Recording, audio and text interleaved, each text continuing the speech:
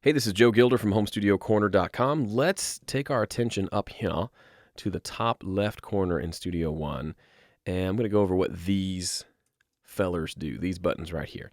Right here has to do with automation, and I'm going to get to that in a future video, but essentially anything you want to automate is very easy to do in Studio One. If I click on the mute parameter on this kick drum, you'll see that changes. That works for things like mute, fader levels. Also, any knob on a plugin will just automatically populate up here when you click it. So then you can do things like create a track that has automation on it. Don't go nuts with automation. Just take my advice.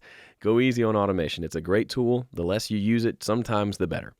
Okay, let's go over these buttons here. These all have to do with showing and hiding more or less information as you want it.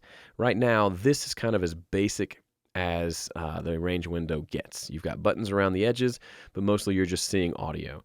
Now with these buttons up here, we can add in other things. So the first one is a track list. Pro Tools has a similar feature. This allows us to see the tracks. If we hit play, you can see that audio, there's metering on here, which is nice. We can see things like if there are a bunch of layers, we can see all of those, which are like playlists in Pro Tools. I don't do that on this setting.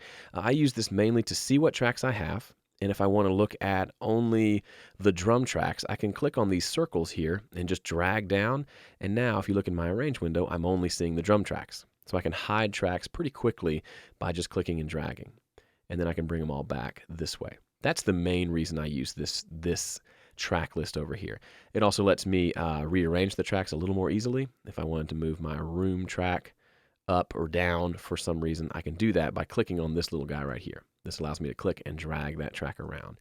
You can also click and drag tracks like this, but sometimes with a big session, it's sometimes easier to do it over here than it is to do it in here. Okay? Next up is the inspector button. This pulls up another window here on the left side that gives us a lot of information. Stuff having to do with how the tracks, if they're doing any sort of time stretching, if there are different playlists and layers, we can access that here.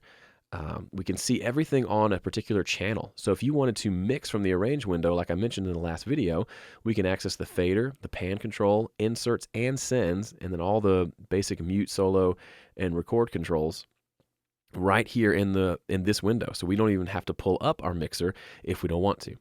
And then if you scroll down, there's a lot of cool stuff. We're going to talk more in depth about these things, event effects, and also things like transpose and gain and normalize. All tools that I use pretty regularly, and I'll show you that in the future. The next button is simply an add track button, or you can just press the letter T to do that. This one shows automation. You can press the letter A to do that. Any track that has automation will then show it to you. Pretty handy. This opens the tempo track, which just allows you to see the tempo and automate tempo changes if you're that kind of person.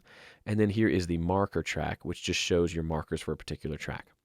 Really simple stuff, and if you didn't know where it was, it might take you a while to find it. So that's where those things are. We'll cover more of those in depth as I show you more stuff around Studio One, but that gets us moving in the right direction.